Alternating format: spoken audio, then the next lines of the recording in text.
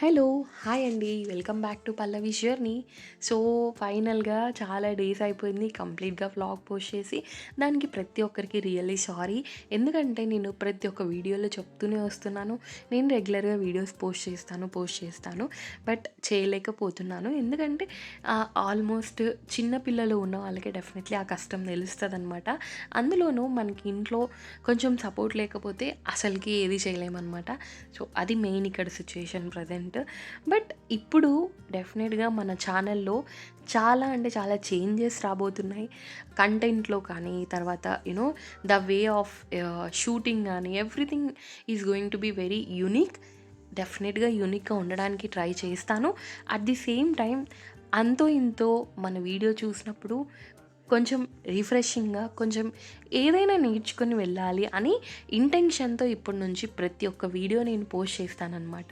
So, ఈ journey ఎంతవరకు success అయితదో లేదో డెఫినెట్‌గా చూద్దాము. దానికోసం మీ అందరి బ్లెస్సింగ్స్ నాకు ఉండాలి.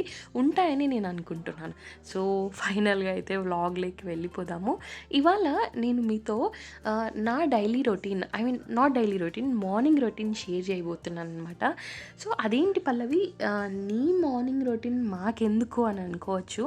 బట్ చిన్న పిల్లలు ఉన్నప్పుడు ఆ కష్టం ఇలా ఉంటది. వాళ్ళని మేనేజ్ చేసుకుంటూ ఒక మదర్‌గా అంటే అదేంటి మీకొకటేనా పిల్లలు లేకపోతే ఇంకెవరికి లేరా అనైతే డెఫినెట్‌లీ అనుకోవద్దు. ప్రతి ఒక్కరికి పిల్లలు ఉంటారు. ఎస్పెషల్‌గా స్కూల్‌కెళ్ళిపోయినప్పుడు వేరే కైండ్ ఆఫ్ స్టేజ్ ఉంటది. బట్ వాళ్ళు చిన్నగా ఉన్నప్పుడు ఇంట్లో మేనేజ్ చేసుకుంటూ చేయడం అనేది it's not thought easy thing అనమాట. సో, ఇవాళ నేను ఫస్ట్ అయితే ఈ రెసిపీ నేను మీతో షేర్ చేయాలనేసి అయితే అనుకుంటున్నాను. సో, అదేంటంటే ఇవాళ నేను దోస విత్ చట్నీ కాంబినేషన్. ఈ చట్నీ ఏంటి, ఇది ఎప్పుడూ ఉండేదే కదా అని మీరు అనుకోవచ్చు. బట్ ఈ చట్నీ అయితే టోటల్లీ డిఫరెంట్ అనమాట. సో, ఆల్రెడీ ఇంతకుముందు చూపించినట్టు ఫస్ట్ ఆయిల్ కొంచెం హీట్ చేసుకొని అందులో పీనట్స్, తర్వాత శనగపప్పు, తర్వాత మినప్పప్పు ఈ మూడింటిని మనం కొంచెం ఫ్రై చేసుకోవాలి. ఫ్రై చేసుకొని వాటిని పక్కన పెట్టేసుకోండి. ఎక్కువ ఫ్రై చేయొద్దు, సో దట్ మళ్ళీ టేస్ట్ చేంజ్ అయిపోతుంది అది మాడిపోతే. సో, అదనమాట. తర్వాత ఎండుమిర్చి తీసుకోవాలి. ఎండుమిర్చి కూడా మనకు కారం కొంచెం ఎక్కువ తినే వాళ్ళైతే కొన్ని ఎక్కువ యాడ్ చేసుకోవచ్చు. బట్ అది క్వాంటిటీని బట్టి యాడ్ చేసుకోవాలి. అది మీకు తెలుస్తుంది ఆటోమేటిక్గా. లేదు అనుకుంటే ఒక 4, 5, 6 తీసుకొని వాటిని కొంచెం ఫ్రై చేసుకొని వాటిని పక్కన సర్వ్ చేసేసుకొని, తర్వాత ఈ టొమాటోస్ మనం ఆల్రెడీ కట్ చేసి పెట్టుకున్నాం కదా, వాటిని కూడా ప్యాన్లోకి వేసుకొని వాటిని కొంచెం ఫ్రై చేసుకోవాలన్నమాట. సో, అవి వేగేలోపు కొంచెం వేగిన తర్వాత కొత్తిమీర, కరివేపాకు ఇవి రెండు కూడా యాడ్ చేసుకోవాలి. సో, వీటి వల్ల టేస్ట్ కానీ ఫ్లేవర్ కానీ చాలా చేంజ్ అయిపోతుంది అనమాట. బట్ ఇక్కడ మీకు ఇంకొక విషయం చెప్తాను. ఇప్పుడు మనం చాలా బేసిక్గా ఏంటంటే కుకింగ్ అంతా అయిపోయిన తర్వాత క్లీన్ చేసుకుందాము అనుకుంటారు చాలామంది. బట్ అలా కాకుండా మీన్ వైల్లోనే కుకింగ్ జరిగేటప్పుడే మనము most of the things complete చేసుకుంటే వన్స్ కుకింగ్ అయిపోయిన తర్వాత మనకి బర్డెన్ అనిపించదనమాట. సో, ఇలా నేను కూడా ఏవైనా కుక్ అవుతున్నప్పుడు వాటికి టైం పడుతుంది అన్నప్పుడు ఆ మీన్ వైల్లోనే నేనేమన్నా సెట్ చేయాల్సిందే ఉంటే డెఫినెట్లీ సెట్ చేసేసుకుంటాను అనమాట. సో, చూసారు కదా ఇక్కడ ఆల్రెడీ నేను కిచెన్లో ఉన్నాను. బయటకు వచ్చి చూస్తే ఇవన్నీ కింద పడిపోయి ఉన్నాయి. ఎందుకంటే ఆబ్వియస్గా చిన్నపిల్లలు ఉండే వాళ్ళ ఇల్లులు ఇలానే ఉంటాయి. మనం ఎంత క్లీన్ చేసినా ఆటోమేటిక్గా అవి పాడైపోతూనే ఉంటాయి. But being a mother, being and house wife, it is our responsibility కదా. సో, అలా ఫ్రై అయిపోయిన తర్వాత వాటిని కొంచెం మనం ఫ్యాన్కి కొంచెం చల్లారిన తర్వాత ఫస్ట్ అయితే ఆల్రెడీ మనం ఫ్రై చేసి పెట్టుకున్న ఈ పీనట్స్, మినప్పప్పు, తర్వాత శనగపప్పు, మిరపకాయలు ఇవన్నీ కొంచెం మిక్సీ జార్లో గ్రైండ్ చేసేసుకొని, తర్వాత చల్లారిన తర్వాత ఈ టొమాటో, కొత్తిమీర, కరివేపాకు ఏవైతే మనం ఫ్రై చేసి పెట్టుకున్నామో వాటిని కూడా మనం గ్రైండ్ చేసుకోవాలన్నమాట. సో, గ్రైండ్ చేసుకొని దానికి తగినట్టుగా ఉప్పు ఇవన్నీ యాడ్ చేసుకోవాలి. కావాలి అనుకుంటే in case if it is required we can also add garlic, at the same time కొంచెం చింతపండు. లేదు అనుకుంటే వీ కెన్ స్కిప్ దాట్ అనమాట. సో, వన్స్ నేను వర్క్ అయిపోతే ఎక్కడ ఉన్న ఏవైతే ఎక్కడ పెట్టాలో అక్కడ ఐటమ్స్ డెఫినెట్లీ పెట్టేస్తాను. సో దట్ మళ్ళీ మనం వెతుక్కోవాల్సిన అవసరం ఉండదు. తర్వాత మనం కూడా చిరాకు పడాల్సిన అవసరం ఉండదు కదా. సో, అది సంగతి. ఇంకొక విషయం ఏంటంటే మోస్ట్ ఆఫ్ ద టైం మనము ఈ వర్క్లో పడి మనల్ని మనం హైడ్రేటింగ్గా ఉండడం మర్చిపోతూ ఉంటాం కదా. సో అదైతే డెఫినెట్లీ స్కిప్ చేయొద్దు ఎవరైనా కానీ. So even middle of the work అన్నీ పక్కన పెట్టైనా అప్పుడప్పుడు కొంచెం వాటర్ తాగడం, కొంచెం మంచి మంచి డ్రై ఫ్రూట్స్ అలాంటివి తినడం చేస్తూ ఉండండి. సో దట్ ఒక మదర్గా మనల్ని ఎవరు కేర్ చేయరు, మనల్ని మనమే కేర్ చేసుకోవాలి. సో అవునా కాదా, డెఫినెట్లీ నాతో కమెంట్ చేయండి.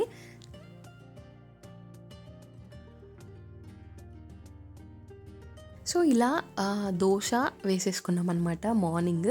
సో దోసలు యాక్చువల్గా కొంచెం ఇలా సాఫ్ట్గా రావాలి అంటే కొంచెం మినపప్పు, తర్వాత అందులో కొన్ని శనగపప్పు, మెంతులు, కొంచెం రైస్, తర్వాత రైస్ అంటే మనం ఆల్రెడీ కుక్ చేసిన రైస్, ఇవన్నీ యాడ్ చేసుకొని మీరు పెట్టుకుంటే సో దట్ దోస పిండి అనేది చాలా సాఫ్ట్గా ప్లఫీగా వస్తుంది అనమాట.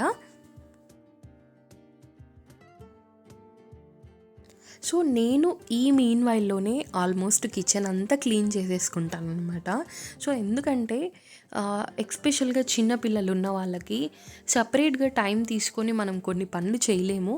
అలాంటప్పుడు ఆల్రెడీ ఉన్న టైంలోనే most of the work finish చేసుకోవడానికి మనం ట్రై చేయాలన్నమాట.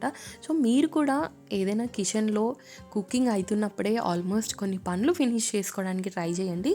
So that it will be very easy. మనకు కొంచెం రిలాక్సింగ్గా ఉంటుంది, మళ్ళీ కొంచెం ఫ్రీ టైం కూడా మనకి దొరుకుతుంది అనమాట.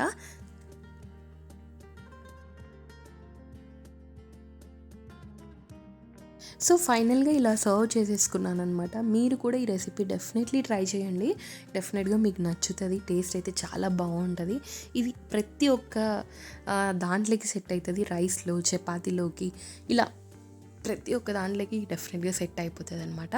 సో ఫైనల్గా మార్నింగ్ అయితే బ్రేక్ఫాస్ట్ అంతా కంప్లీట్ చేసేసుకున్న తర్వాత నేను ఎప్పటికప్పుడు సామాన్లు కడిగేసుకుంటూ ఉంటానన్నమాట. ఎందుకంటే మనం అలా పెట్టడం వల్ల మళ్ళీ డెఫినెట్గా ఆ వర్క్ మనమే చేసుకోవాలి, ఎవరో వచ్చి మనకేం హెల్ప్ చేయరు కాబట్టి తర్వాత మనకే బర్డెన్ అయిపోతుంది. సో డిలే చేయడం అనేది it's not very good thing అనమాట. సో మీరు కూడా ఎప్పటికప్పుడు చేసేసుకోవడం వల్ల డెఫినెట్గా మీకు కొంచెం రిలాక్సింగ్ టైం దొరుకుతుంది. తర్వాత మనం కూడా నాకు బేసిక్గా ఏంటంటే ఇల్లు, తర్వాత ఎక్స్పెషల్గా కిచెన్ ఇవన్నీ క్లీన్గా ఉంటే ఐ ఫీల్ వెరీ ప్లెజెంట్, తర్వాత చాలా ఎస్థెటిక్గా అనిపిస్తుంది నాకు చూసినప్పుడు. సో అలా ఉంటుంది అనమాట హౌస్ వైఫ్తో. సో ఫైనల్గా బ్రేక్ఫాస్ట్, తర్వాత క్లీనింగ్ అన్నీ కంప్లీట్ అయిపోయాయి. అన్నీ కంప్లీట్ అయిపోయిన తర్వాత మా చిన్నోడు ఆల్రెడీ ఒక న్యాప్ వేసేసి, ఆ వాడు న్యాప్ వేసినప్పుడే నేను ఇవన్నీ చేసుకోగలను, లేకపోతే అసలు అవ్వదు, అన్నీ పక్కన పెట్టేసుకోవాలన్నమాట. సో అయిపోయింది కదా, వాడు న్యాప్ వేసిన టైంలోనే నేను అన్నీ క్లీన్ చేసేసుకున్నాను అనమాట. సో తర్వాత వాడిని కొంచెం బయటికి పంపించి నేను మళ్ళీ కొంచెం టైం సెట్ చేసుకొని ఈ వాషింగ్కి ఇవన్నీ ప్లాన్ చేసుకుంటాను అనమాట. సో వాషింగ్ కూడా ఎప్పటికప్పుడు మనం పెట్టేసుకొని ఎప్పటికప్పుడు అంటే అట్లీస్ట్ 2 days వన్స్ మనం లాండ్రీకి వేసుకుంటే ఏమవుతుందంటే ఒక్కసారిగా మళ్ళీ మనకి బర్డెన్ అనేది ఉండదన్నమాట. సో డిలే చేయడం అనేది దానివల్ల ఎవరు ఎఫెక్ట్ గారు, at the end of the day ఇంట్లో ఉన్న మదరు, ఇంట్లో ఉన్న హౌస్ వైఫే ఎఫెక్ట్ అవుతుంది. సో ఇది యాక్సెప్ట్ చేయాల్సిన రియాలిటీ అనమాట. సో అందుకే ఎప్పటికప్పుడు ఉన్న వర్క్ని కంప్లీట్ చేసుకోవడం అనేది ఇట్స్ వెరీ గుడ్ హ్యాబిట్ అనేది నా ఒపీనియన్. సో ఇలా లాండ్రీకి అన్నీ వేసేసుకున్న తర్వాత సో ఇలా నా మార్నింగ్ రొటీన్ అయితే ఎండ్ అయిపోయిందనమాట. సో ఈ వీడియోలో డెఫినెట్లీ మీకు ఏ ఒక్క పార్ట్ నచ్చినా నా వీడియోని లైక్ చేసి, షేర్ చేసి, సబ్స్క్రైబ్ చేసుకోండి. మీరు చేసే ఈ లైక్, షేర్, సబ్స్క్రైబ్ అనేది నాకు చాలా మోటివేషన్. ఇంకా మంచి మంచి వీడియోస్, మంచి మంచి కంటెంట్తో మీ ముందుకు నేను డెఫినెట్లీ రాగలను అనమాట. అలాగే ఇంకా మీ దగ్గర ఏమైనా కంటెంట్ కానీ ఏదైనా మంచి థాట్స్ ఉంటే డెఫినెట్లీ నాతో షేర్ చేయండి. సో దట్ నేను ఇంకా మంచి మంచి కంటెంట్ మీ ముందుకు తీసుకొని రాగలను అనమాట.